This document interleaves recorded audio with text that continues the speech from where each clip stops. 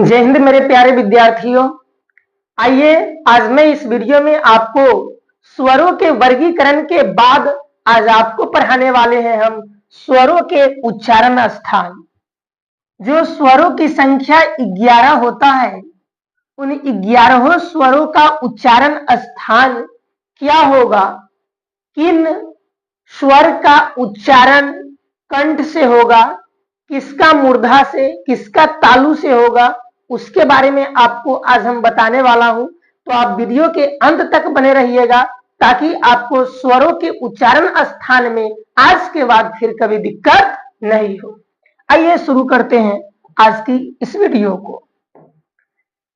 देखिए, स्वरों का उच्चारण स्थान, स्वरों की संख्या कितना है? तो स्वरों की संख्या 11 है। तो इन 11 स्वर जो यहाँ पर आपको दिख रहा है, उसका उच्चारण स्थान और उसके वर्ग के बारे में हम लोग अध्ययन करेंगे। यहाँ लिखा हुआ है पहला वर्ण अ और दूसरा है आ। जरा बोल के इसको देखिए, अ और आ। इसको बोलने वक्त कंठ पर प्रेशर पड़ता है, इसका उच्चारण कंठ से होता है। अगर इसको थोड़ा देर के लिए अगर मतलब जाप देते हैं और तब बोलते हैं तो आवाज नहीं निकलेगा। और ऐसा नहीं कि कस के ही दाब दीजिएगा कि पता चलेगा कि ऊपर ही चल जाइएगा, तो आप कहिएगा कि सर आप ही ना कहे थे दाबने के लिए। तो नहीं, हल्का आप थोड़ा प्रेशर दे के देखिएगा ना, तो आपको पता चल जाएगा कि इन दोनों का उच्चारण कंठ से ही होता है।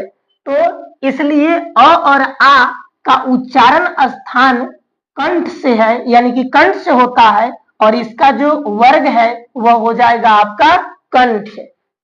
नेक्स्ट है आपका अगला ई और ई।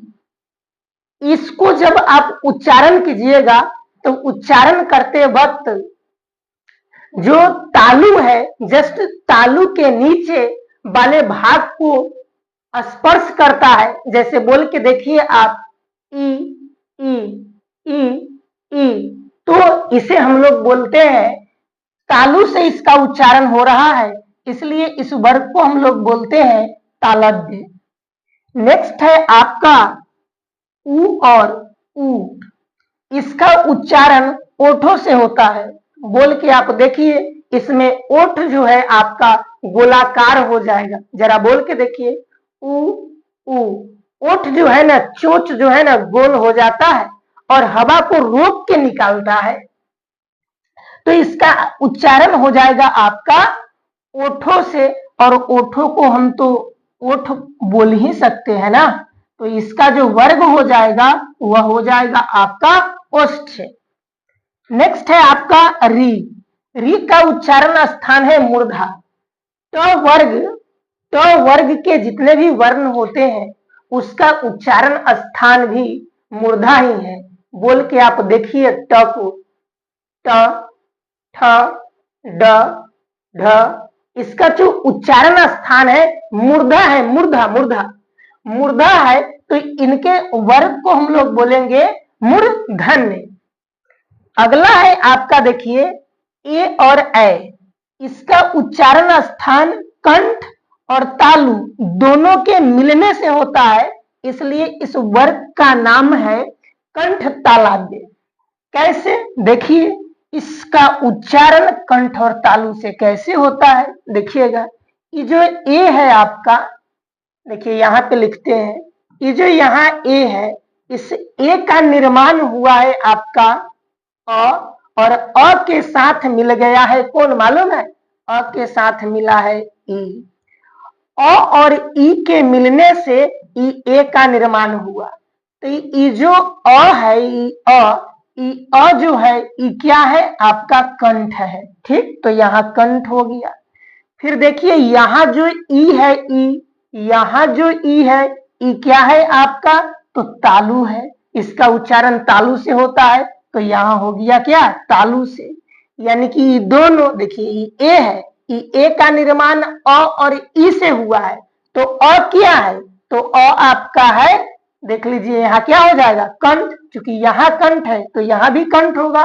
और ई यहाँ देख लीजिए ई तालु है तो यहाँ भी देख लीजिए तालु। तो इन दोनों को जब ऐड करेंगे तो हो जाएगा कंठ तालाब्य, यानी कि ए बोलते वक्त कंठ का भी सहारा लेना पड़ता है और तालु का भी सहारा लेना पड़ता है। अब नेक्स्ट है आपका, देखिएगा ओ और औ।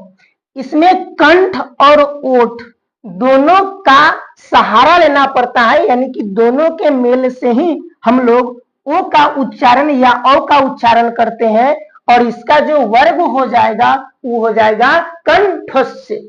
ठीक है। अब देखिए आप, ये जो आपका दिया हुआ है यहाँ पर ओ, ओ का निर्माण हुआ है अ प्लस में उ के मिलने से। ठीक है।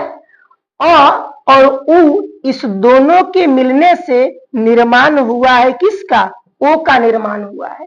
तो अ क्या है, अ देख लीजिए कंठ है तो यहाँ कंठ हो गया। ये जो उ है, उ क्या है, तो यहाँ पर आपका क्या है, ओठ है, तो यहाँ हो गया ओठ। यानी कि जिस तरीके से ओ उसी तरीके से औ। यदि इसको ओ को समझ गए हैं तो औ भी आप समझ ही गए होंगे। तो ध्यान रखिएगा कि इस दोनों का जो उच्चारण है वो कंठ और ओठ दोनों के सहारे से होता है, और इसके जो वर्ग है वो वर्ग है आपका कंठस्य। यहां से एग्जाम में सवाल पूछे जाते हैं, इसको रटिए नहीं, इसको समझिए। और इसके अलावा भी यदि आपको कोई दिक्कत है तो आइए हम आपको ट्रिक बताते हैं।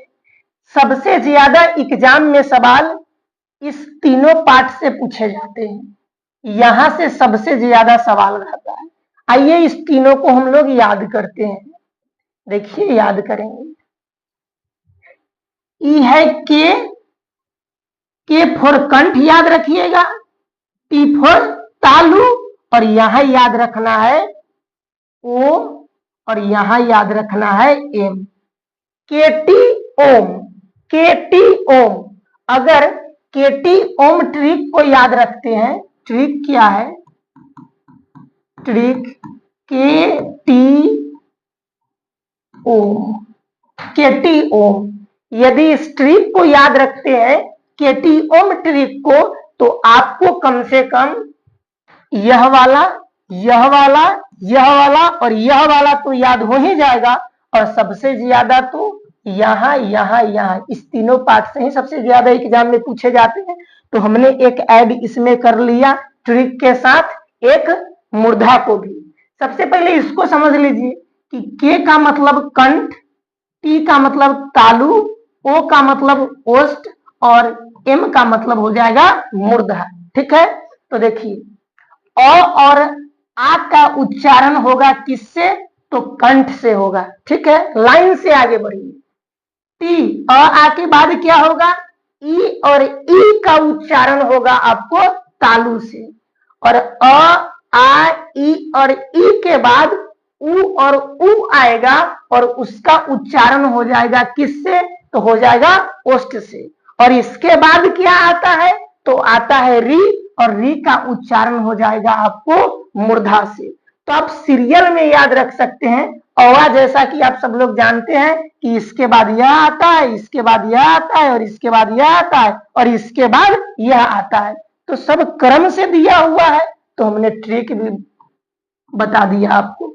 इतना को ट्रिक की मदद से याद कर लीजिए, और दो जो शेष बचा है उसको आप याद कर लीजिए, जबकि ऊपर से तीन ही इंपॉर्टेंट है जो सबसे ज्यादा एग्जाम में पूछे जाते हैं।